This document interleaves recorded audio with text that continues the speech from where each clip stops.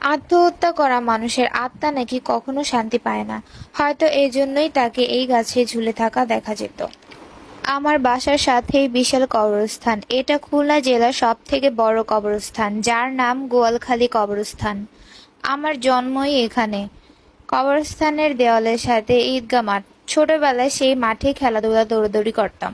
আশেপাশে বেশ ঘনবস্তি থাকলেও কবরস্থানের জায়গাটা বিশাল আকারে দুই ভাগ, যার মাঝখান থেকে চলে গেছে মেইন রোডের রাস্তা এবং কবরস্থানের দুই প্রান্তে দুটি মসজিদ। এই বিশাল কবরস্থানের মাঝখানে রাস্তা থেকে যেতে হতো স্কুল এবং কোচিংয়ে।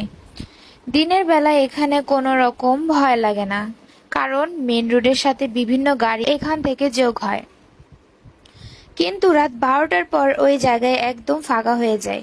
আমি তখন ক্লাস 8-এ পড়ি। রাতে পড়তে পড়তে হঠাৎ কারেন্ট চলে যায়। আমাদের বন্ধুদের মধ্যে একটা নিয়ম ছিল, কারেন্ট চলে গেলে আমরা একসাথে হয়ে গল্প করতাম, গানের গুড়ি খেলতাম। আর তখন কারেন্ট চলে গেলে প্রায় 1 ঘন্টা নিচে আসতো না। প্রতিদিনের মতোই আমরা বের হলাম। হঠাৎ রাস্তায় অনেক হইচইয়ের শব্দ শুনতে পেলাম। গিয়ে শুনি ফাহিম নাকি কবরস্থানে কি দেখে চিৎকার করছে এবং অনেক ভয় পেয়ে আছে। ফাহিম হচ্ছে 8 বছরের একটা ছেলে। ওকে ঝাড়ফুঁক করতে হুজুরের কাছে নিয়ে যাওয়া হয়। এমন সময় নানা আমাদের মাঝে এলেন এবং বললেন, রাতে কবরস্থানের পিছনের দিকে কেউ একা যাবে না। আমরা কারণ জিজ্ঞাসা করলাম। তিনি বললেন, ওই কবরস্থানটা অনেক পুরনো। আমি যখন চাকরি করতাম তখনকার কথা। একদিন আমার বাসায় ফিরতে ফিরতে অনেক রাত হয়ে যায়, প্রায় রাত 12:30টার মতো। হঠাৎ কবরস্থানের ভিতরে থাকা তেঁতুল গাছের দিকে চোখ পড়ল। তেঁতুল গাছের দিকে তাকাতেই বুকটা কেঁপে উঠল।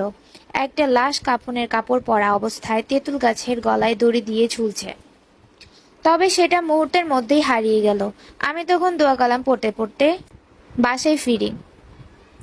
নানার কাছে এ কথা শুনে আমার বন্ধুদের ভয়ে অবস্থা খারাপ হয়ে যায়। আমার কাছে সবকিছু গল্পের মতোই লাগছিল। এই কবরস্থান নিয়েই আমাদের মধ্যে কথাবার্তা হয়।